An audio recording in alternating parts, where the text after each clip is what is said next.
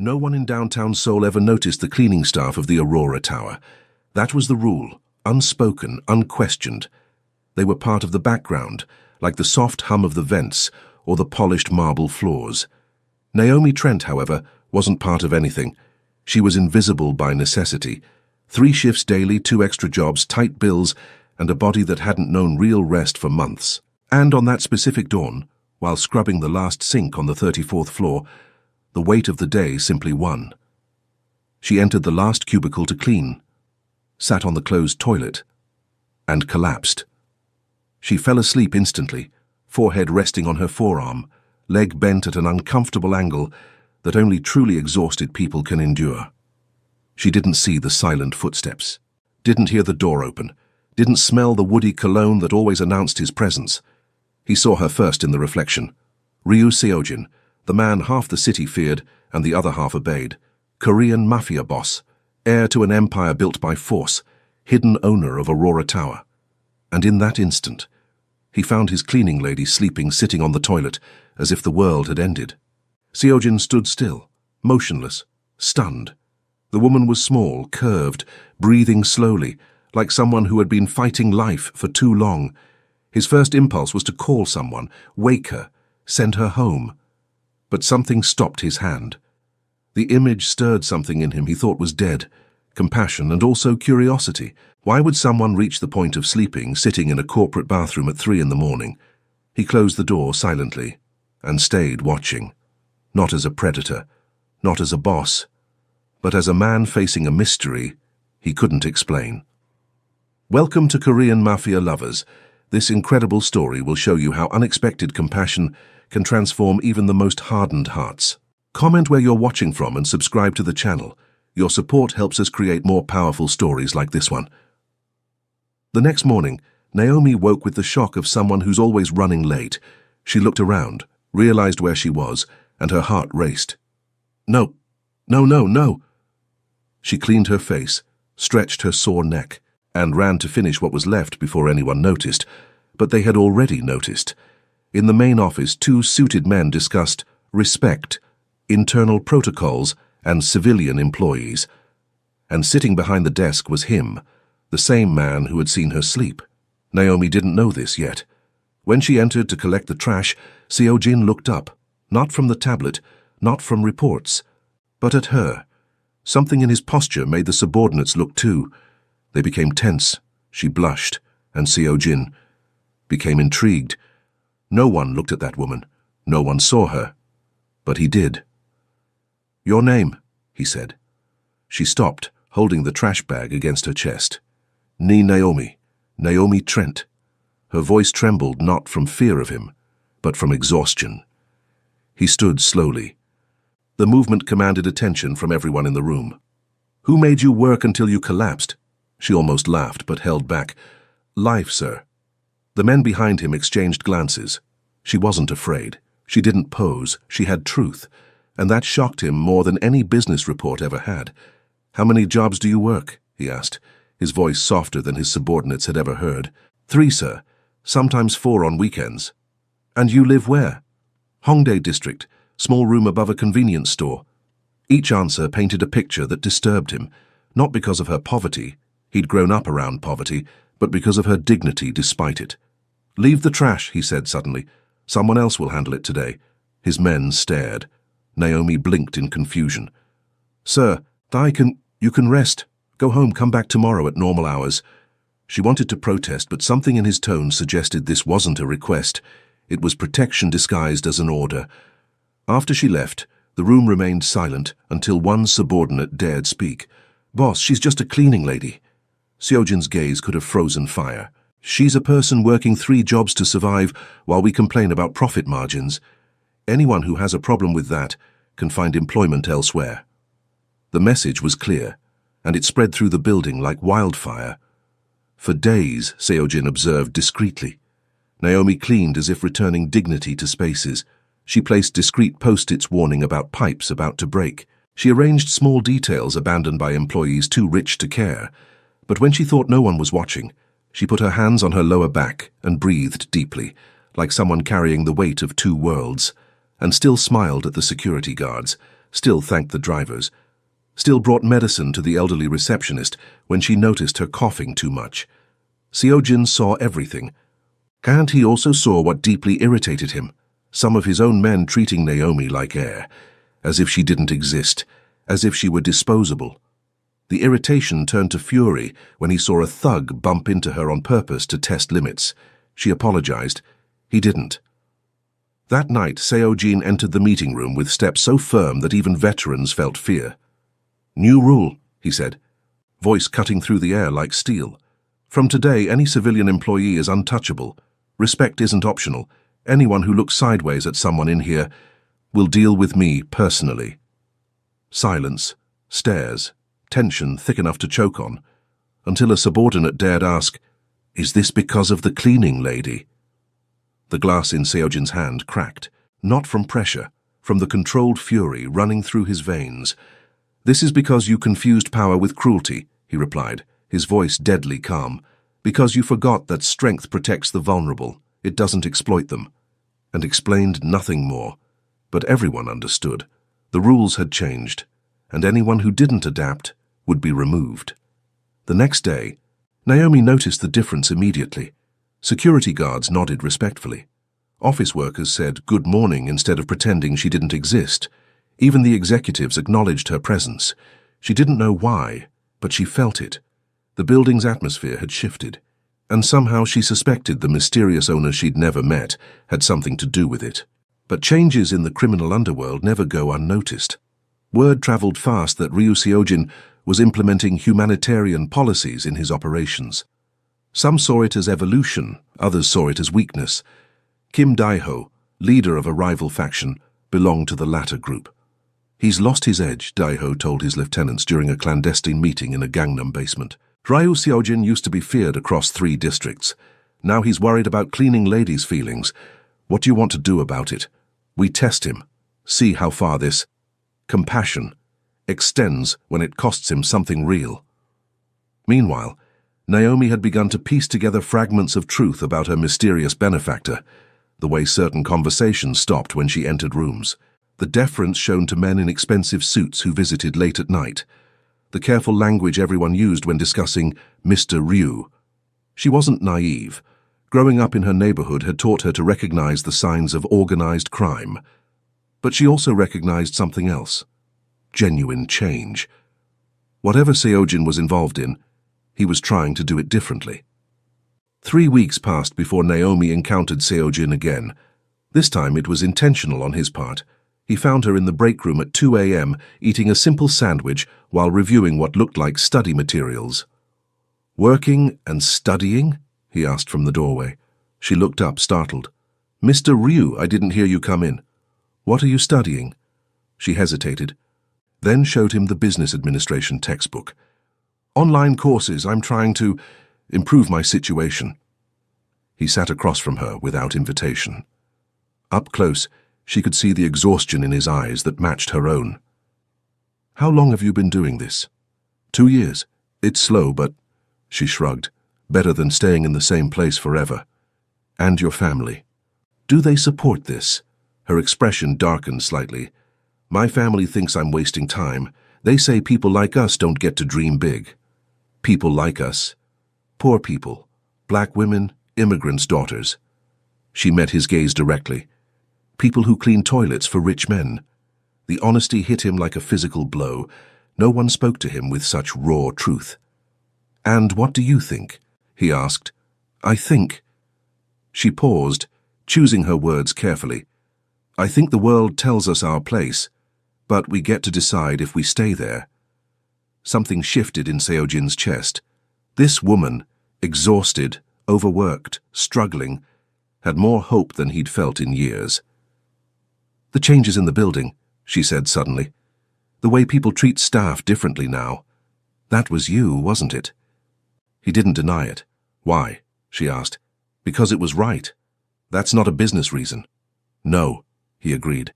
"It's a human reason." They sat in comfortable silence, sharing the space like 2 people who understood exhaustion from different angles. "Naomi," he said finally, "if you could do anything, be anything, what would it be?" She smiled, small but genuine. "I'd want to help people. Maybe run programs for working families, create support systems for people trying to improve their lives. That's specific. I've thought about it a lot during long shifts. He studied her face, seeing dreams that poverty hadn't killed, determination that exhaustion hadn't broken. What if I told you there might be opportunities here, in this building? I'd ask what the catch is. He laughed, actually laughed.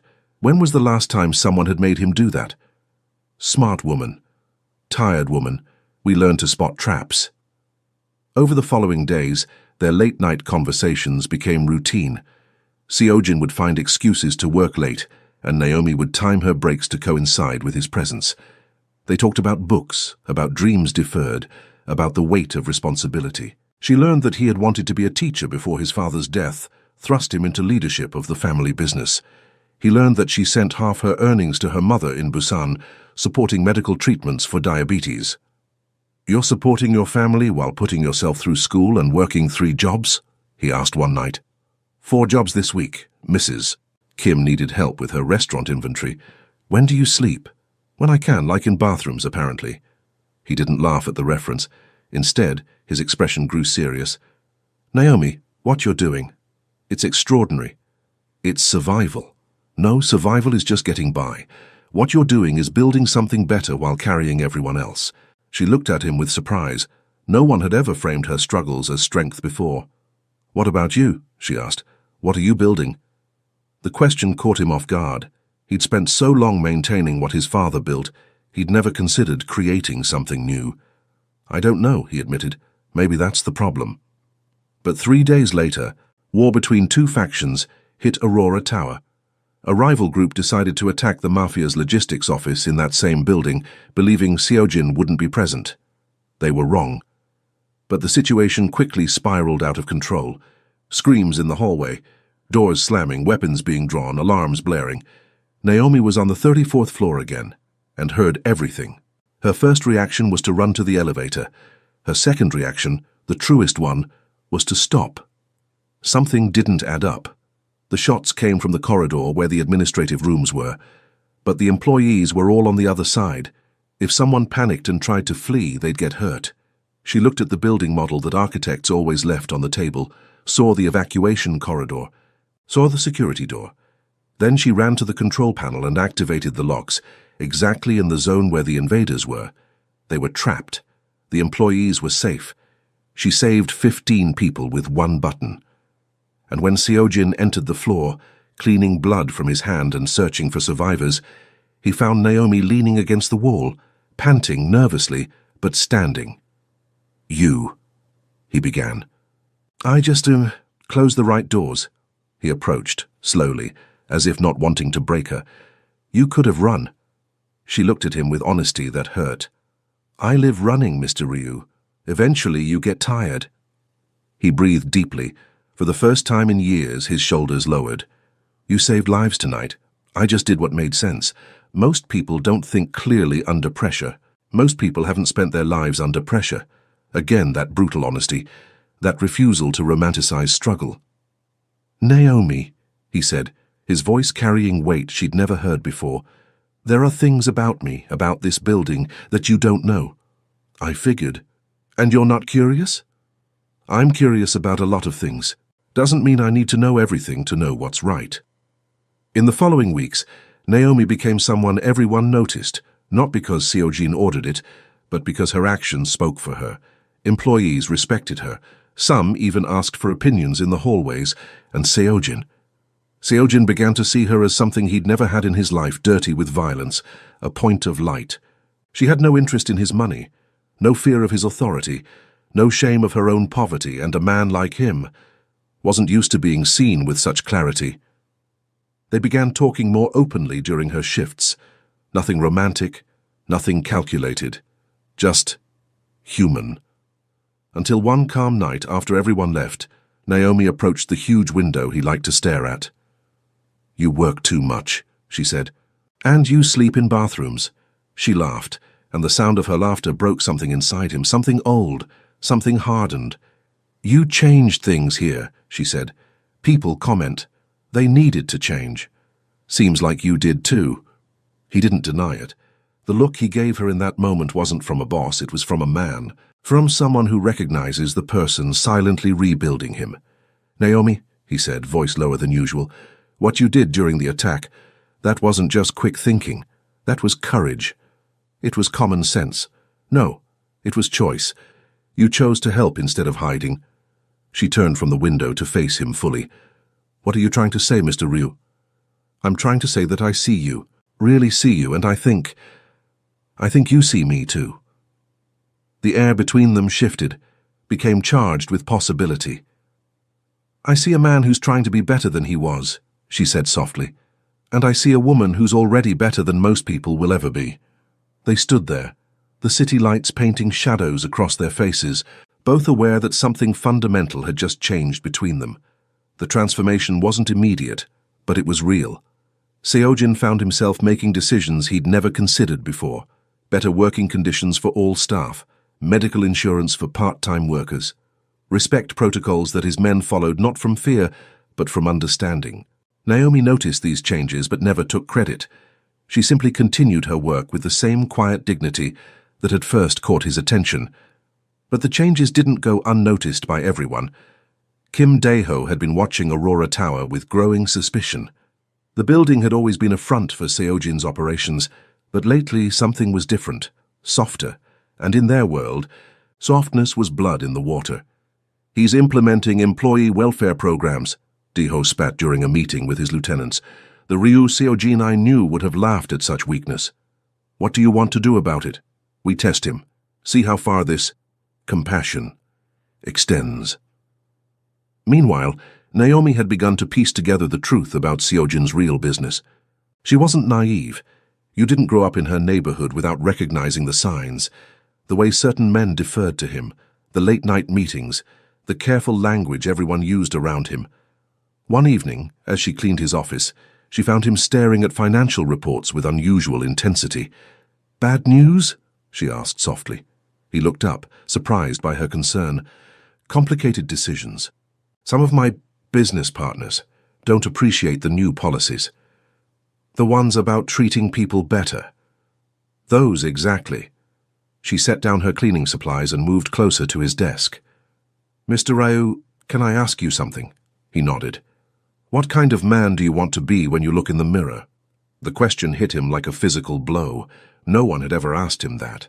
Not his advisors, not his enemies, not even himself. He started, then stopped. "I don't know anymore."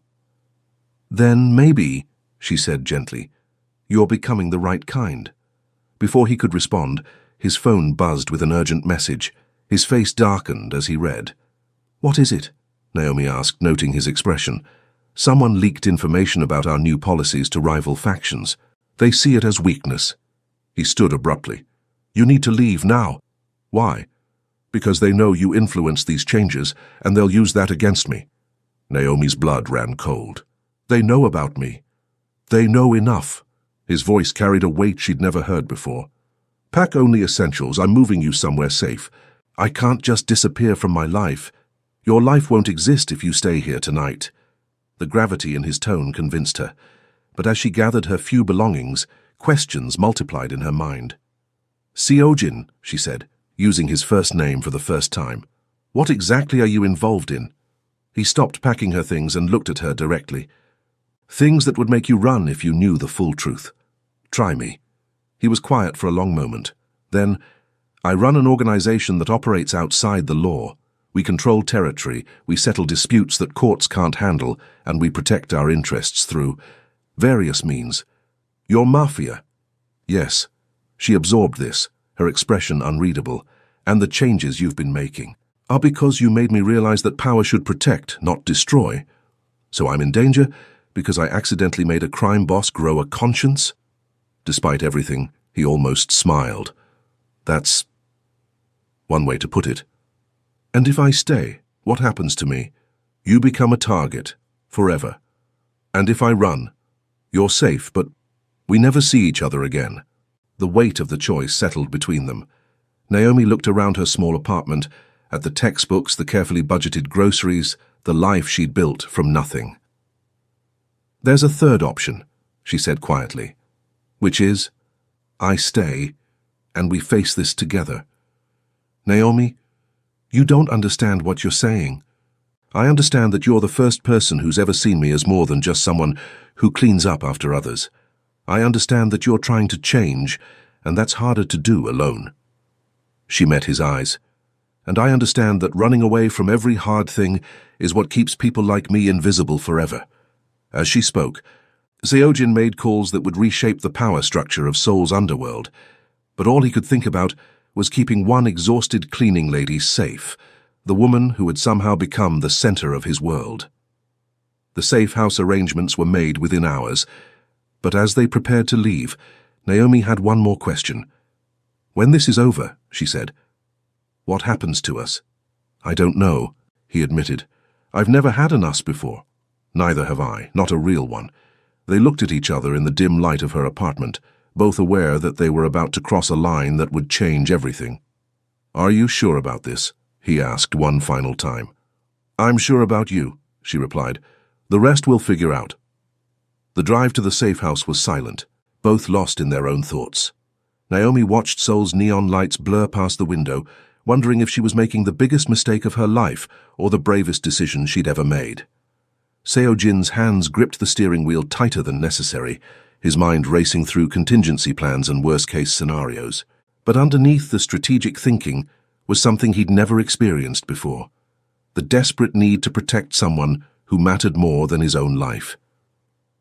When they arrived at the modest apartment that would be her temporary home, Seojin did a thorough security check, while Naomi stood in the center of the living room, feeling displaced from her own existence. The guards outside look like ordinary residents, he explained. They'll rotate shifts, but there will always be someone watching. You have my direct number. Use it for anything. Anything at all. She nodded, but he could see the uncertainty in her eyes. Naomi, he said softly, I know this is overwhelming.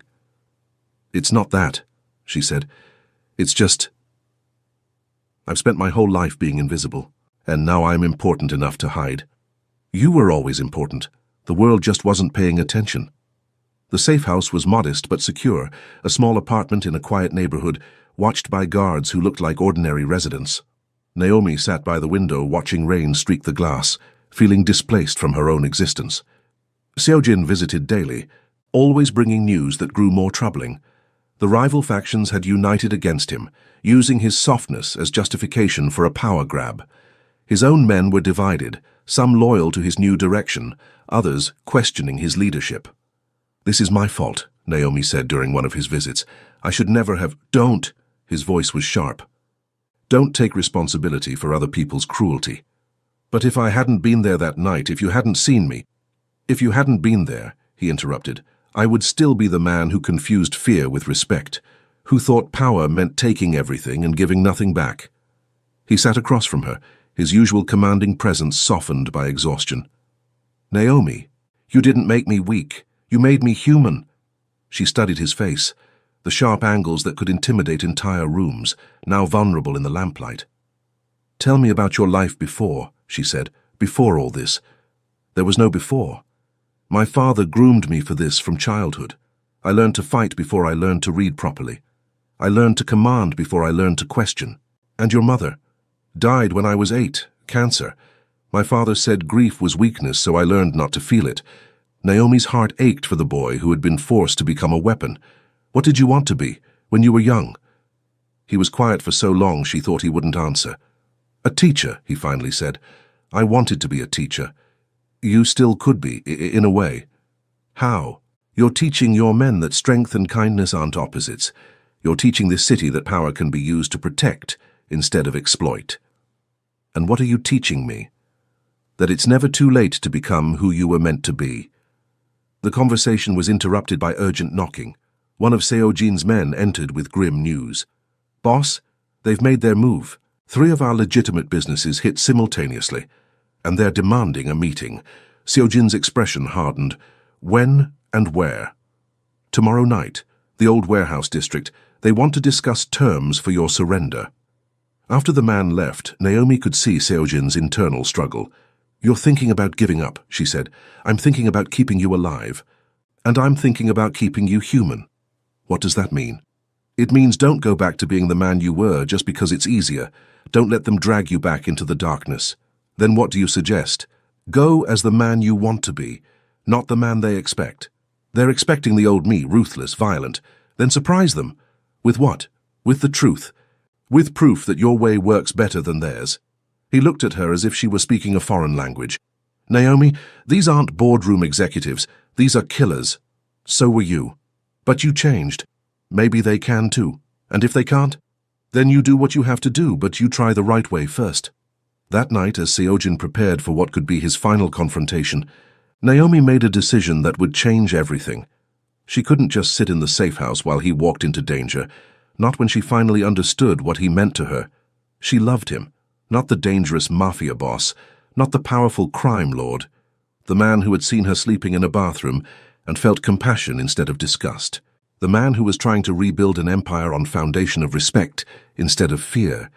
The man who had asked her what kind of person she wanted to be and actually listened to the answer.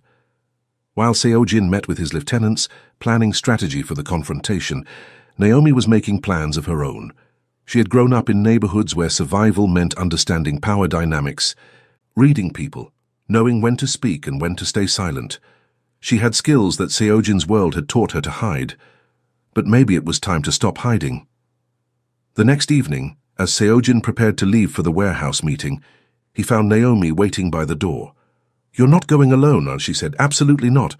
You said I make you human. Maybe that's exactly what you need tonight."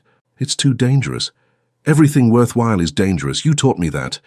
They stared at each other, both knowing this was bigger than just one night, one confrontation. "If you come with me," he said slowly, "there's no going back. You'll be part of this world forever." "I'm already part of it. The question is whether I'm going to be a victim or a participant.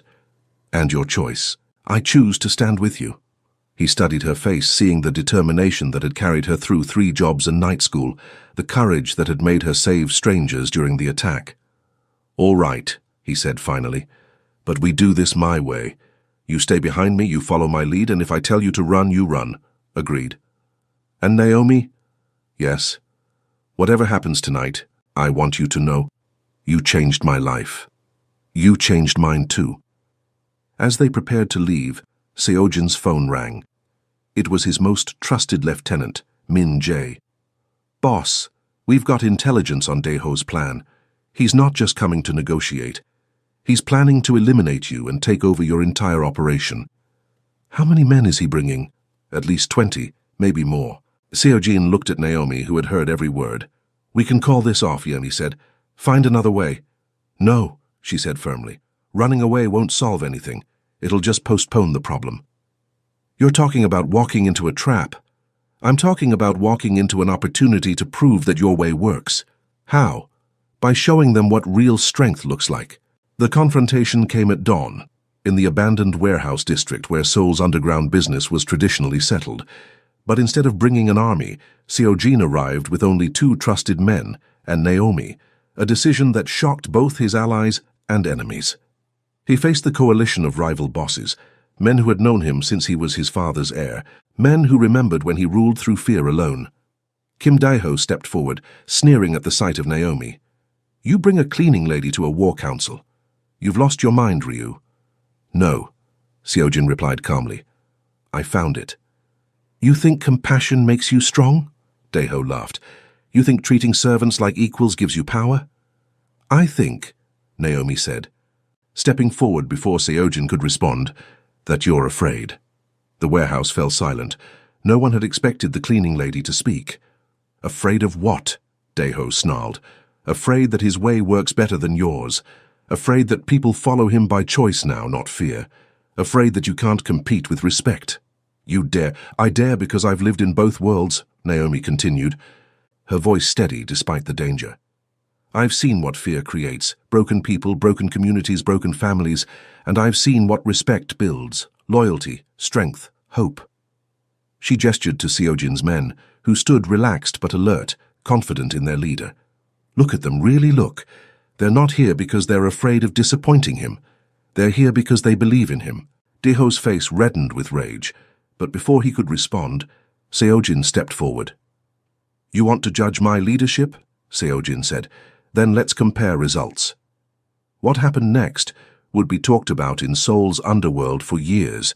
Instead of the expected violence, Seojin presented evidence, meticulously gathered proof of corruption within the rival factions. Embezzlement, betrayal of their own people, cruelty that served no purpose beyond sadistic pleasure. My people are loyal by choice, not fear, Seojin continued. My businesses thrive because workers want to succeed, not because they're afraid to fail. And my enemies. He gestured to the evidence. My enemies destroy themselves with their own greed. The confrontation shifted as several of Daeho's own men began examining the evidence. Whispers spread through the warehouse as they recognized their own experiences in the documented abuses. This is what your strength creates, Naomi added, her voice carrying across the space. Fear, betrayal, weakness disguised as power.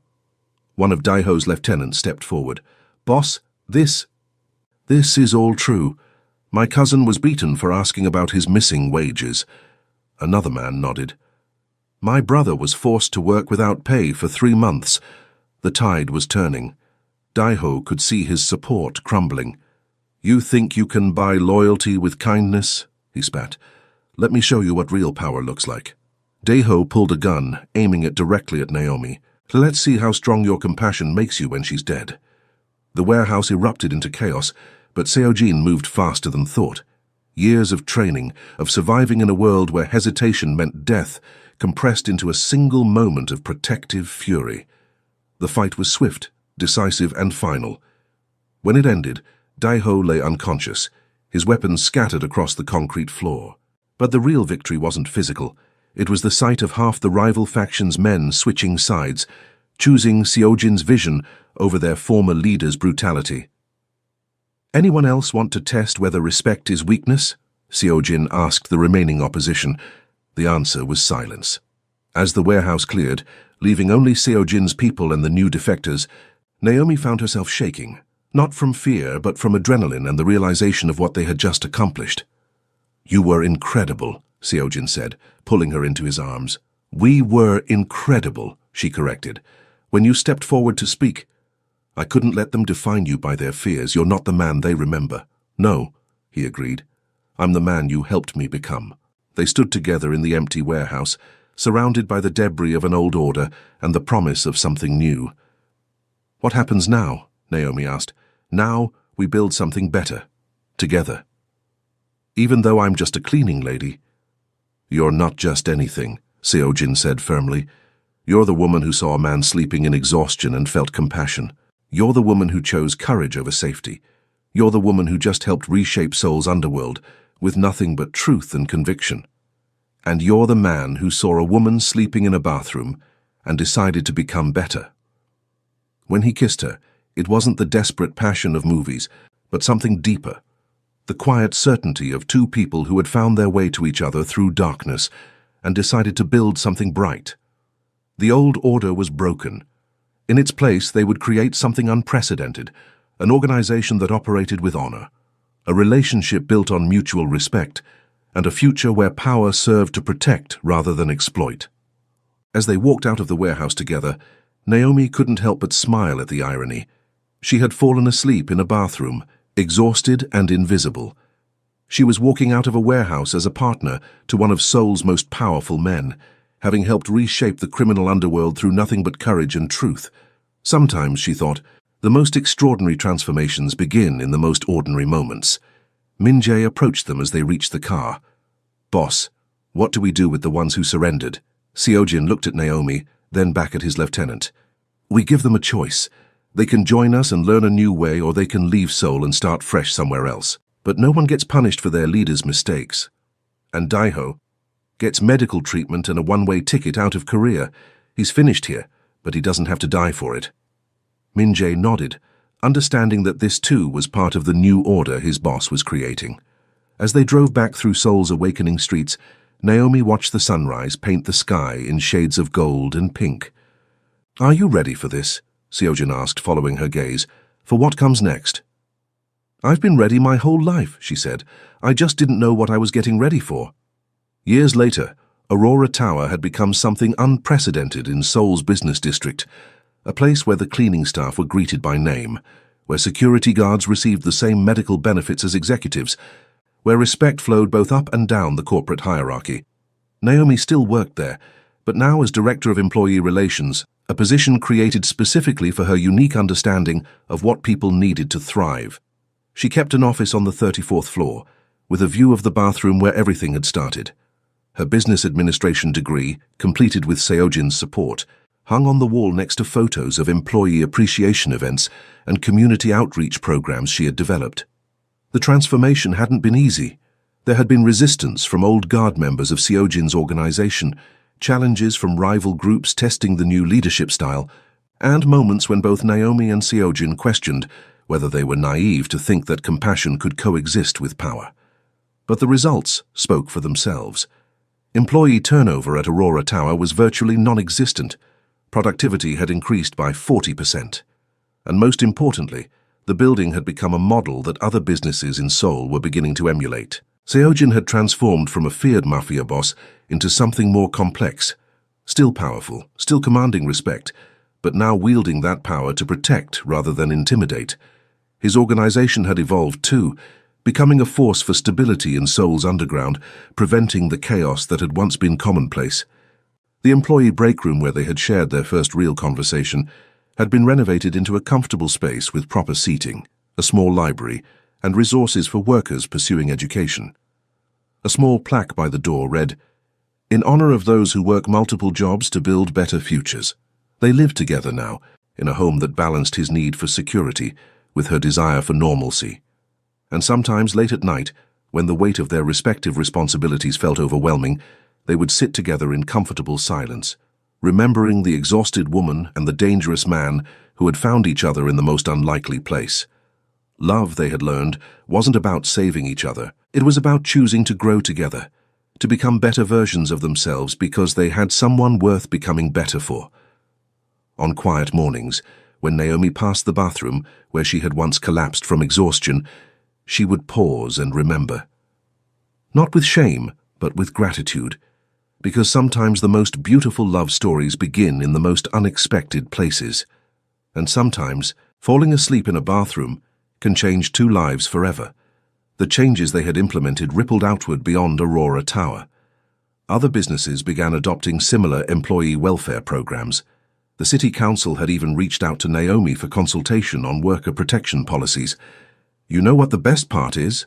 Naomi said one evening as they stood on their balcony, looking out over the city they had helped change. "What's that?" "That little girl who used to clean houses with her mother, who was told she'd never amount to anything. She's helping write policy for one of the biggest cities in the world." Seojin pulled her closer. "And that boy who was taught that power meant making people afraid. He's learning that real strength comes from making people feel safe." They stood together in comfortable silence, watching Seoul's lights twinkle below them, both aware that their story was still being written. And in a city where power usually corrupted and exhaustion usually destroyed, they had built something rare, a partnership based on respect, growth, and the radical idea that everyone, even cleaning ladies and mafia bosses, deserved to be seen, valued, and loved. Thank you for staying until the end. Korean Mafia Lovers has many more incredible transformation stories where unexpected encounters lead to powerful love. Subscribe to the channel and help us continue creating these amazing tales of redemption and romance.